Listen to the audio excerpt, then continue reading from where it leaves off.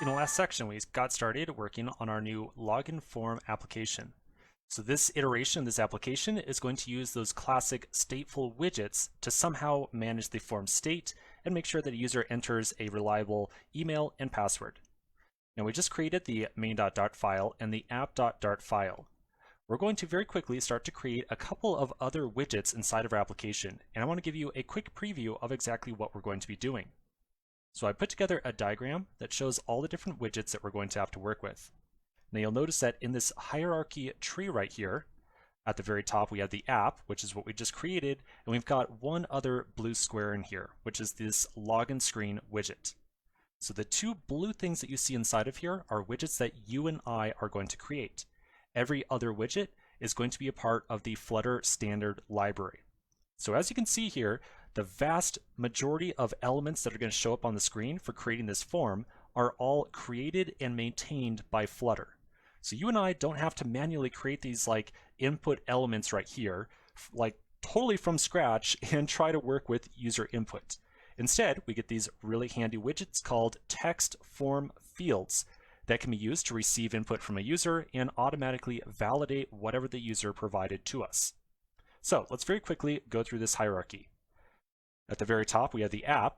We're showing the material app inside there. Okay, whatever. We got the scaffold, whatever.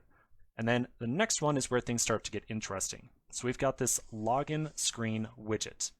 The login screen is going to be responsible for showing the entire form on the screen to the user. It's going to be a stateful widget because there's going to be some data generated by the user when they enter in their email right here that we're going to want to use in some fashion. So we're going to make the login screen into a stateful widget. Inside the login screen, we'll show a container solely for styling purposes because we're going to want to have some margin around the edge of this form. Inside of there, we'll use a built-in Flutter widget called a form element. This form right here works in conjunction with these two text form fields that you see down here to get some inputs on the screen and provide some interaction for very common operations that we might want to do around a form, like say saving whatever a user types into the input or validating whatever a user enters in as well. So again, this form thing right here and these two text form fields are going to be working together very closely. Immediately inside the form, we're going to show a column. The column is just so we can lay out a handful of widgets in a column sort of layout, so from top down to bottom. Inside the column, we're going to have the two text form fields and a raised button. The raised button, as you might imagine, is going to represent the submit button down here. The text form fields, again, they are built-in standard Flutter widgets. They're going to show these inputs on the screen. And the reason I'm making kind of a big deal about them is I want you to notice that we don't have any separate widget to show the labels on here as well. So the text form field encapsulates everything you would need for showing a text input to a user. Not only the actual input itself, but also the label for it, and also eventually some validation error as well, like say this red text down here.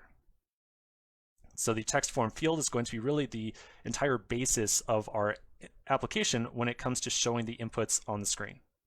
All right, so with all this in mind, let's flip back over to our editor, and we're going to get started working on this login screen widget. All right, so back inside of my code editor, inside my src directory, I'm going to make a new folder to house this screen widget that we're about to create. So inside of src, I'll make a new folder called screens. The idea behind this folder right here is that it might eventually house all the different widgets that a user can navigate to inside of our application that form like distinct screens that a user can visit. So in our case, this login screen right here, it's definitely a distinct screen that a user can visit, and so I'm going to create that in the screens directory. So inside of here, I'll make a new file called login_screen.dart. Then inside of here, we'll write out some boilerplate for a stateful widget. At the top, I will import a package from Flutter. I want material.dart, and then I'll make my login screen, which is going to extend stateful widget. And then remember the process that we have to go through for creating a stateful widget. We have to define that createState method, and we have to create that separate class that's going to represent the actual state of this widget. So I'll first begin by making the createState method.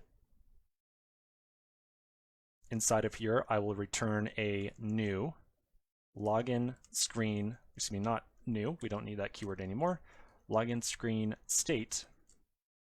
And then underneath this, I'll define that class. So I'll say class login screen state, and that's going to extend state. And remember, we're going to use that generic type syntax. So the state right here is going to have a generic that conforms to the login screen type. So login screen. And then inside of here, we'll define our build method, which is going to return a widget like so. Okay, so a good place to get started with just a little bit of boilerplate here. Again, this is all the same stateful widget stuff that we put together on the last application. So if any of this looks confusing, you can always pause the video here and go back to the last application and look all this stuff up. I would give you another big lecture about what it's all doing for us, but we definitely spoke about it in great detail in the last application. So again, if it is confusing, I recommend you go back over there. Okay, so let's take a quick pause right here. We'll come back to the next section, and we're going to start fleshing out this build method right here. So quick break, and I'll see you in just a minute.